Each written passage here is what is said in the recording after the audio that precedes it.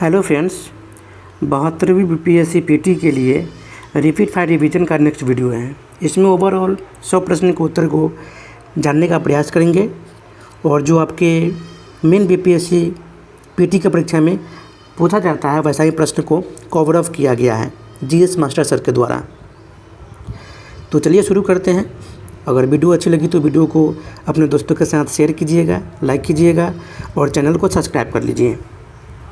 तो चलिए शुरू करते हैं। पहला प्रश्न है आपकी स्क्रीन पे कि इस पुस्तक में स्वाधीनता आंदोलन को एक भिक्षुक का आवेदन पत्र कहा गया। इसने स्वदेशी नुक्कड़ नाटकों तथा लोकगीतों को भी प्रेरित किया, जिससे लोगों में स्वाधीनता के प्रति जागरूकता उत्पन्न हुई। यह पुस्तक थी तो यह पुस्तक शाखाराम देउस्कर कृत देशेर कथा है। ऑप्शन सी इसका सही उत्तर हो जाएगा। अगला प्रश्न है कि निम्नलिखित में से कौन सा एक क्षेत्र 1857 ईस्वी के विद्रोह से प्रभावित नहीं था। तो ये चित्तौड़ प्रभावित नहीं था। अगला प्रश्न है कि 1857 के विद्रोह के संदर्भ में निम्नलिखित में से किसे उसके मित्र ने धोखा दिया जिसने अंग्रेजों द्वारा बंदी बनाकर मार दिया गया था। तो ये तत्या टोपे ने नाना साहब को धोखा दिया था। ऑप्शन डी इसका सही उत्तर हो जाएगा। अगला प्रश्न है कि निम्नलिखित में से कौन से युग्म सही सुमेलित हैं। तो इस प्रकार आप देखेंगे कि दुआधर जलप्रपात नर्मदा नदी पे है, जोग जलप्रपात सरस्वती नदी पे है, जबकि शिव समुद्रम जलप्रपात कावेरी नदी पे है। इस प्रकार आपका ऑप्शन डी ये सभी सही है। ऑप्शन डी इसका सही उत्तर हो जाएगा। अगला प्रश्न है कि निम्नलिखित में से कौन एक कृत्रिम झील है जिसका निर्माण 1863 में तत्कालिक कलेक्टर हेनरी लेविंज ने करवाया था। तो ये है कोडाई कनाल झील जो तमिलनाडु में है। अगला प्रश्न है कि परमाणुओं के बीच बंधनों में निम्नलिखित में से कौन सी ऊर्जा संग्रहित होती है। तो ये ऊर्जा है रासायनिक ऊर्जा। अगला प्रश्न है कि कुछ यौगिकों में दोनों प्रकार के बंधन होते हैं, अर्थात विद्युत संयोजक और ससंयोजक बंधन। इनका सही उदाहरण निम्नलिखित में से कौन सा है। तो सोडियम हाइड्रोक्साइड। अगला प्रश्न है कि मानव विकास सूचकांक का प्रतिपादन 1990 में निम्नलिखित अर्थशास्त्री द्वारा किया गया था। तो ये है महबूब उल हक जो पाकिस्तान के हैं, उनके द्वारा ये किया गया था प्रतिपादन। अगला प्रश्न है कि वर्ष 2026 के लिए मानव विकास सूचकांक HDI में 193 देशों में भारत की रैंकिंग कौन सी है। तो भारत की रैंकिंग 130वां है, 130 2026 का ये रैंकिंग है। तो इस प्रकार आप लोग ध्यान में रखिएगा। अगला प्रश्न है कि मानव विकास सूचकांक जारी करते हुए UNDP किस स्तर पर अंकों का मान रखती है। तो 0 से 1 के बीच में। अगला प्रश्न है कि निम्नलिखित में से किस गवर्नर जनरल ने भारत की प्रसंविदाबद्ध सिविल सेवा कोवेंडेंट सिविल सर्विस ऑफ इंडिया का सृजन किया, जो कालांतर में भारतीय सिविल सेवा के नाम से जानी गई। तो ये है लॉर्ड कॉर्नवालिस जो उस समय गवर्नर जनरल थे। ऑप्शन सी इसका सही उत्तर हो जाएगा। अगला प्रश्न है कि बिहार में 1857 के विद्रोह के दमन में निम्नलिखित अंग्रेज अधिकारियों की प्रमुख भूमिका थी। तो विलियम टेलर और विसेंट आयर की। अगला प्रश्न है कि बारूद में प्रयोग होने वाले सोरे नाइटर को तैयार करने से जुड़े थे कौन से समाज। तो ये हैं नूनिया जाति। अगला प्रश्न है कि ब्रिटिश काल में संथाल बसावट के क्षेत्र को क्या नाम दिया गया था। तो ये दामन ए को। अगला प्रश्न है कि भारतीय राष्ट्रीय कांग्रेस की स्थापना के बारे में निम्नलिखित में से कौन सा कथन सही है। तो यहाँ पे देखेंगे कि INC का गठन 1885 में हुआ था और इसके अध्यक्ष थे OMS चंद बनर्जी, जबकि संस्थापक थे AO हुम। तो इस प्रकार आपका ऑप्शन सी सही उत्तर हो जाएगा। अगला प्रश्न है कि भारत में शिक्षित मध्य वर्ग ने क्या किया था। तो 1857 के विद्रोह में तटस्थता बनाए रखी थी। ऑप्शन बी इसका सही उत्तर हो जाएगा। अगला प्रश्न है कि निम्नलिखित में से कौन भारत में राष्ट्रीय चेतना के उदय का कारक नहीं था। तो यहाँ पे देखेंगे कि भारतीय रेलवे था, अंग्रेजी शिक्षा प्रणाली था, भारत में शांति और व्यवस्थित सरकार की स्थापना भी किया गया था। यानी ऑप्शन डी उपयुक्त में से इनमें से कोई नहीं। ऑप्शन डी इसका सही उत्तर हो जाएगा। अगला प्रश्न है कि ब्रिटिश द्वारा कुशासन का बहाना लेकर निम्नलिखित प्रांतों में से किस एक शासक का हटा दिया गया था। तो ये अवध के शासक को हटा दिया गया था। ऑप्शन ए इसका सही उत्तर हो जाएगा। अगला प्रश्न है कि प्लासी का युद्ध बंगाल के नवाब सिराजुद्दौला और क्लाइव के बीच कब लड़ा गया था। तो ये 23 जून 1757 को लड़ा गया था। अगला प्रश्न है कि निम्नलिखित में से कौन भारत के पूर्वी तट पर खारे पानी की सबसे बड़ी लैगून झील है। तो यह है चिल्का झील। अगला प्रश्न है कि एक परमाणु की किसी अन्य तत्व के परमाणु से बंधे होने पर इलेक्ट्रॉनों को अपनी ओर आकर्षित करने की सापेक्ष प्रवृत्ति को क्या कहते हैं? तो इसको विद्युत ऋणात्मकता कहते हैं। अगला प्रश्न है कि एक समूह के सभी तत्वों की संयोजकता समान है। उदाहरण के लिए कार्बन परिवहन, कार्बन सिलिकॉन, जर्मेनियम, टिन और सीसा के सभी तत्वों की संयोजकता 4 है। तथापि इनमें से कुछ तत्वों की संयोजकता 2 भी हो सकती है। इनमें से किनकी संयोजकता 2 हो सकती है? तो जर्मेनियम, टिन और सीसा की संयोजकता 2 हो सकती है। ऑप्शन सी इसका सही उत्तर हो जाएगा। अगला प्रश्न है कि परमाणु से इलेक्ट्रॉन को पृथक करने के लिए सदैव ऊर्जा की आवश्यकता होती है, अतः आयनन एंथैल्पी का मान सदैव होता है, तो ये धनात्मक होता है। अगला प्रश्न है कि ब्राह्मण समाज का विरोधी संगठन कौन था जिसका उद्देश्य सती प्रथा समेत अन्य सुधारों का विरोध करना था? तो ये था धर्म सभा। अगला प्रश्न है कि स्वामी विवेकानंद ने रामकृष्ण मिशन की स्थापना कब की थी? तो 1897 में। ऑप्शन डी इसका सही उत्तर हो जाएगा। अगला प्रश्न है कि राजा राम मोहन राय ने तुहफात उल मोहम्मदीन किस भाषा में लिखी थी? तो फारसी भाषा में। अगला प्रश्न है कि तिब्बत में उत्पत्ति पाने वाले ब्रह्मपुत्र, इरावदी और मेकांग नदियाँ अपने ऊपरी पाटों में संकीर्ण और समानांतर पर्वत श्रेणियाँ से होकर प्रभावित होती है। इन नदियों में ब्रह्मपुत्र भारत में प्रविष्ट होने से ठीक पहले अपने प्रवाह में एक यू टर्न लेती है। यह यू टर्न क्यों बनता है? तो ये भूवैज्ञानिक तरुण हिमालय के अक्त संघीयता के कारण। ऑप्शन सी इसका सही उत्तर हो जाएगा। अगला प्रश्न है चेन्नई से कोलकाता की यात्रा सड़क मार्ग से करने पर नदियों की उपस्थिति का सही क्रम इनमें से कौन सा होगा? तो पेन्नूरू, कृष्णा, गोदावरी, महानदी और सुवर्णरेखा। ऑप्शन बी इसका सही उत्तर हो जाएगा। अगला प्रश्न है कि तीस्ता नदी के संदर्भ में निम्नलिखित कथनों पर विचार करें। तो तीस्ता नदी का उद्गम ब्रह्मपुत्र का है, लेकिन यह सिक्किम से होकर बहती है। रंगीत नदी की उत्पत्ति सिक्किम में होती है और यह तीस्ता नदी की एक सहायक नदी है। तीस्ता नदी भारत एवं बांग्लादेश की सीमा पर बंगाल की खाड़ी में गिरती है। तो इस प्रकार आप देखेंगे कि ऑप्शन जो 2 है वो स्टेटमेंट सही है। ऑप्शन डी इसका सही उत्तर हो जाएगा। अगला प्रश्न है कि निम्नलिखित नदियों पर विचार कीजिए। तो यहाँ पे देखेंगे कि लोहित और सुबनसिरी ये नदी अरुणाचल प्रदेश से होकर बहती है, यानी इस प्रकार आपका ऑप्शन बी सही उत्तर हो जाएगा। अगला प्रश्न है कि मेरी अभिलाषा है कि मेरे आंगन में सभी सांस्कृतिक एक साथ फले फूले, लेकिन मैं नहीं चाहूँगा कि मेरे पैरों तले कोई भी संस्कृति कुचली जाए। मैं नहीं चाहता कि समाज में कोई दलित, पिछड़ा, अशिक्षित या निर्धन हो। यह कथन किसका है? तो ये कथन है महात्मा गांधी जी का। अगला प्रश्न है कि कथन ए में दिया गया है कि आत्मीय सभा की स्थापना मद्रास में की गई थी। कारण में दिया हुआ है कि ईश्वरवाद का प्रचार तथा हिंदू धर्म की बुराइयों पर प्रहार इस सभा का मुख्य उद्देश्य था। तो इस प्रकार आप देखेंगे कि ये गलत है, लेकिन एक ईश्वरवाद का प्रचार तथा हिंदू धर्म की बुराइयों पर प्रहार इस सभा का मुख्य उद्देश्य था। ये कथन ये कारण सही है, यानी आर सही है। ऑप्शन डी इसका सही उत्तर हो जाएगा। अगला प्रश्न है कि प्रत्येक आवर्त का अंतिम सदस्य होता है। तो ये एक निष्क्रिय गैस है। ऑप्शन सी इसका सही उत्तर हो जाएगा। अगला प्रश्न है कि दक्षिण भारत के पठारी क्षेत्र को कौन सी नदी 2 भागों में विभाजित करती है? तो ये है नर्मदा नदी। अगला प्रश्न है कि अमरकंटक से कौन सी नदी का उद्गम होता है? तो नर्मदा नदी का उद्गम होता है। अगला प्रश्न है कि पूंजीवादी अर्थव्यवस्था के संदर्भ में निम्नलिखित में से कौन सा कथन सत्य है? तो यहाँ पे देखेंगे कि इस प्रकार के अर्थव्यवस्था में उत्पादन के साधनों पर निजी अधिकार होता है। ऑप्शन ए इसका सही उत्तर हो जाएगा। अगला प्रश्न है कि फ्रांस की एक गैर सरकारी संगठन रिपोर्ट सैन फ्रांटियर्स RSF, जिसका अंग्रेजी नाम रिपोर्टर्स विदाउट बॉर्डर है, इसके द्वारा जारी रिपोर्ट से संबंधित निम्न में से कौन सा कथन असत्य है? तो इसमें भारत का स्थान 150वां है। ये कथन असत्य है। ऑप्शन सी इसका सही उत्तर हो जाएगा, जबकि सारे स्टेटमेंट सही दिए गए हैं। अगला प्रश्न है कि ईरान ने पुर्तगाली झंडे वाले किस देश से संबंध मालवाहक जहाज MSC एरिज को समुद्री नियमों के उल्लंघन के आरोप में हिरासत में ले लिया था? तो यह है इजराइल। ऑप्शन ए इसका सही उत्तर हो जाएगा।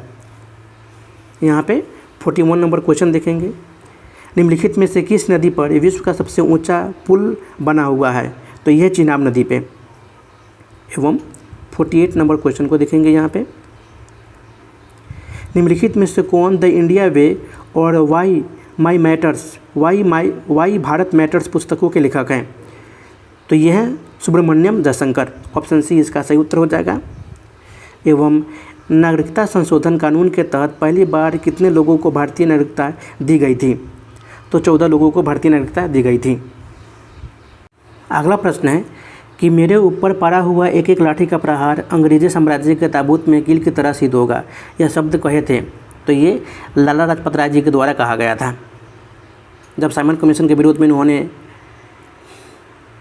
इसका विरोध किया था तो ब्रिटिश सैनिकों के द्वारा इनको ऊपर लाठियाँ बरसाई गई थी और इन्हीं के कारण इनकी मृत्यु भी हो गई थी। ऑप्शन बी इसका सही उत्तर हो जाएगा। अगला प्रश्न है कि एक सन्यासी जो फिजी में एक गिरमिटिया मजदूर के रूप में काम करने के बाद उस जिले में अपनी पीठ पर तुलसीदास रामायण की एक प्रति लेकर आया था, जिससे वह ग्रामीण श्रोताओं को छंद सुनाता था। यहाँ जिस किसान नेता का जिक्र है वह कौन सा है? तो है बाबा रामचंद्र। ऑप्शन सी इसका सही उत्तर हो जाएगा। अगला प्रश्न है कि कुत्ते के काटने से रेबीज हो सकता है, निम्नलिखित अन्य जानवरों में से कौन सा रेबीज का कारण बन सकता है? तो चमगादड़। ऑप्शन बी इसका सही उत्तर हो जाएगा। अगला प्रश्न है कि भारतीय संविधान का निर्माण संविधान सभा के सदस्यों द्वारा किया गया है। इस संविधान को संविधान सभा ने किस तिथि को अंगीकृत किया गया? तो ये 26 नवंबर 1949 को अंगीकृत किया गया। अगला प्रश्न है कि भारत छोड़ो आंदोलन के क्रम में पटना सचिवालय गोलीकांड में शहीद होने वाले में निम्न में से कौन शामिल नहीं थे? तो सीताराम केसरी शामिल नहीं थे। ऑप्शन बी इसका सही उत्तर हो जाएगा। अगला प्रश्न है कि भारत में ब्रिटिश उपनिवेशवाद के दौरान नए शहरों का प्रादुर्भाव हुआ। कलकत्ता जो अब कोलकाता है उन प्रथम शहरों में से एक था। निम्नलिखित में से कौन से गांव से मिलकर कलकत्ता शहर बना था?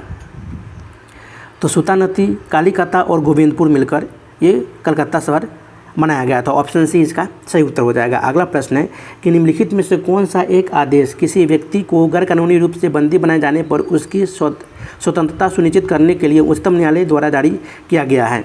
तो यह है बंदी प्रत्यक्षीकरण। ऑप्शन ए इसका सही उत्तर हो जाएगा। अगला प्रश्न है कि पृथ्वी के आंतरिक भाग में किस चट्टान का निर्माण अधिक ऊष्मा और दबाव से हुआ है? तो यह है कायांतरी चट्टान। अगला प्रश्न है कि संसार का सबसे बड़ा मरुस्थल कौन सा है? तो ये सहारा मरुस्थल है। ऑप्शन बी इसका सही उत्तर हो जाएगा। अगला प्रश्न है कि मधुमक्खी के दंश में एक अम्ल छूटता है जिसके कारण दर्द और जलन होती है, वह अम्ल इनमें से कौन सा है? तो है मिथुनोइक अम्ल। अगला प्रश्न है कि आपको 3 प्रश्नावलियाँ दी गई है, उनमें से एक में अशुद्ध जल और अन्य 2 में से एक में अम्लीय विलयन तथा दूसरे में क्षारीय विलयन है। इनमें से किसमें लाल लिटमस नीला हो जाएगा? तो यह है क्षार। अगला प्रश्न है कि भारत में निम्नलिखित में से किस उद्योग में सर्वाधिक श्रम शक्ति कार्यरत है? तो यह है कपड़ा में। अगला प्रश्न है कि भारतीय रिजर्व बैंक के नोट निर्गमन विभाग के पास सदैव कम से कम कितने रुपए का स्वर्ण कोष में रहना चाहिए? तो 115 करोड़। अगला प्रश्न है कि ग्रीष्म के अंत में पूर्व मानसून वर्षा होती है जो केरल और कर्नाटक के तटीय क्षेत्रों में एक सामान्य घटना है। इसे स्थानीय रूप से किस नाम से जाना जाता है? तो मैंग्रोव शावर्स के नाम से जाना जाता है। अगला प्रश्न है कि नेपाल के साथ भारत के किन राज्यों की सीमाएं मिलती है? तो उत्तर प्रदेश, उत्तराखंड, बिहार, पश्चिम बंगाल और सिक्किम जैसे राज्य नेपाल के साथ इनकी सीमा लगती है। ऑप्शन बी इसका सही उत्तर हो जाएगा। अगला प्रश्न है कि वायुमंडल में ओजोन की परत की मोटाई मापी जाती है? तो डॉप्सन में। अगला प्रश्न है कि निम्नलिखित में से वह अधिकार कौन सा है जिसकी गणना भारत के संविधान में नहीं की गई है लेकिन जिसे उच्चतम न्यायालय ने मौलिक अधिकार बताया है? तो यह निजता का अधिकार। अगला प्रश्न है कि यह नगर 5वीं शताब्दी ईस्वी में मगध के शासक अजातशत्रु द्वारा बसाया गया। इसका विकास एक सैनिक शिविर के रूप में हुआ ताकि उत्तर की ओर से वज्जियों द्वारा आक्रामक कार्यवाही को रोका जा सके। यह स्थान गंगा और सोन नदियों के संगम पर स्थित है। उपयुक्त विवरण निम्नलिखित में से किस शहर के बारे में दिया गया है? तो ये पाटलिपुत्रा के बारे में दिया गया। ऑप्शन डी इसका सही उत्तर हो जाएगा। अगला प्रश्न है कि 1959 में जिस समिति की सिफारिश पर भारत में पंचायती राज की स्थापना की गई थी उसका अध्यक्ष कौन था? तो बलवंत राय मेहता जी थे उस समय। अगला प्रश्न है कि निम्नलिखित में से कौन सा लौह इस्पात संयंत्र लौह अयस्क और कोयला क्षेत्र में न होकर दोनों के मध्य में स्थित है? तो यह भद्रावती कर्नाटक। ऑप्शन बी इसका सही उत्तर हो जाएगा। अगला प्रश्न है कि भारत की सकल घरेलू बचत में निम्नलिखित में से किसका योगदान सर्वाधिक है? तो घरेलू क्षेत्र का है। अगला प्रश्न है कि बिहार के किस भाग में बाढ़ की समस्या अत्यंत गंभीर है? तो यह है उत्तरी भाग में। अगला प्रश्न है कि भारत के संविधान में समान कार्य के लिए समान वेतन के अधिकार का प्रावधान कहाँ किया गया है? तो ये राज्य के नीति निर्देशक सिद्धांतों में। अगला प्रश्न है कि पूर्ण सूर्य ग्रहण के समय सूर्य को नंगी आंखों से देखने से आंख को क्षति पहुंचती है। रेटिना के जलने के लिए सूर्य की कौन सी किरणें उत्तरदायित्व है? तो ये है पराबैंगनी किरणें यानी अल्ट्रावायलेट किरणें। ऑप्शन ए इसका सही उत्तर हो जाएगा। अगला प्रश्न है कि 1942 के आंदोलन में डॉक्टर राजेंद्र प्रसाद को किस जेल में कैद कर रखा गया था? तो ये बांकीपुर जेल में रखा गया था। अगला प्रश्न है कि निम्नलिखित कथनों पर विचार करें। भारतीय संविधान प्रस्तावना में मात्र एक बार संशोधन हुआ था। 42वें संविधान संशोधन 1976 द्वारा प्रस्तावना में संशोधन किया गया था। 42वें संविधान संशोधन 1976 द्वारा समाजवादी, पंथ निरपेक्ष और अखंडता शब्द प्रस्तावना में जोड़े गए थे। तो सारे स्टेटमेंट सही है, यानी ऑप्शन बी इसका सही उत्तर हो जाएगा। 1, 2, 3। अगला प्रश्न है कि शरीर पर चोट लगने पर बहता हुआ रक्त कुछ देर में रुक जाता है। ऐसे रक्त के थक्के बनने के लिए होता है, इसके लिए निम्न में से कौन उत्तरदायित्व है? तो यह प्लेटलेट्स। ऑप्शन ए इसका सही उत्तर हो जाएगा। अगला प्रश्न है कि वह प्रथम भारतीय कौन था जिसने धन के निष्कासित के सिद्धांत की ब्रिटिश पार्लियामेंट के सदन हाउस ऑफ कॉमन्स में भर्त्सना की थी? तो ये है दादा भाई नौरोजी। अगला प्रश्न है कि बिहार के किस नेता ने महात्मा गांधी के साथ चंपारण सत्याग्रह का नेतृत्व किया जो चंपारण से संबंध थे? तो ये है राजकुमार शुक्ल। अगला प्रश्न है कि विश्व का सबसे बड़ा प्रबल वित्तीय ग्रेट बैरियर रीफ कहाँ पाया गया है? तो ये ऑस्ट्रेलिया में। अगला प्रश्न है कि सोमेश्वर पहाड़ी जो बिहार राज्य की सबसे ऊंची पहाड़ी है किस जिले में स्थित है? तो ये पश्चिमी चंपारण में स्थित है। अगला प्रश्न है कि प्रकाश तंतु के आकार के बावजूद प्रकाश उसमें प्रगामी होता है क्योंकि वह ऐसा यंत्र है जिससे संकेतों को एक जगह से दूसरी जगह स्थानांतरित किया जा सकता है। यह किस परिघटना पर आधारित है? तो ये प्रकाश के पूर्ण आंतरिक परावर्तन यानी टोटल इंटरनल रिफ्लेक्शन पे आधारित है। ऑप्शन सी इसका सही उत्तर हो जाएगा। अगला प्रश्न है कि यह हिंदू, बौद्ध और जैन धर्मों का तीर्थ स्थल है। यहाँ भगवान बुद्ध के महापरिनिर्वाण के पश्चात सप्तपर्णी गुफाओं में बुद्ध परिषद की बैठक हुई थी।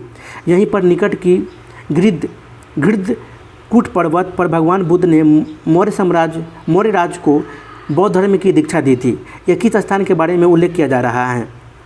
तो राजगीर के बारे में उल्लेख किया जा रहा है। ऑप्शन बी इसका सही उत्तर हो जाएगा। अगला प्रश्न है निम्नलिखित में से कौन सा भारत का एकमात्र सक्रिय ज्वालामुखी द्वीप है? तो यह बैरन द्वीप। अगला प्रश्न है कि किस कानून के अंतर्गत यह विदित है कि भारत के उच्चतम न्यायालय की समस्त कार्यवाही अंग्रेजी भाषा में होगी? तो यह है भारतीय संविधान का अनुच्छेद 348 के तहत। ऑप्शन बी इसका सही उत्तर हो जाएगा। अगला प्रश्न है कि 16वें वित्त आयोग का गठन किसके अध्यक्षता में किया गया था? तो ये डॉक्टर अरविंद पनगठिया के अध्यक्षता में किया गया था। और इस प्रकार अगला प्रश्न है ओडिसियस नामक एक अंतरिक्ष यान अभी हाल ही में चंद्रमा के दक्षिणी ध्रुव पर उतरा है। यह यान किस देश का एक वाणिज्यिक यान है? तो यह है अमेरिका का। अगला प्रश्न है कि प्रधानमंत्री नरेंद्र मोदी द्वारा स्टार्टअप महाकुंभ का आयोजन कहाँ किया गया है? तो भारत मंडपम नई दिल्ली में किया गया है। और लास्ट प्रश्न है आपका, ये करंट अफेयर्स का प्रश्न है, इसलिए मैं इसको छोड़ रहा हूँ। लास्ट प्रश्न है कि निम्नलिखित में से किस शहर में मेट्रो ट्रेन नदी के नीचे बनाई गई सुरंग में चलती है? तो ये कोलकाता में चलती है।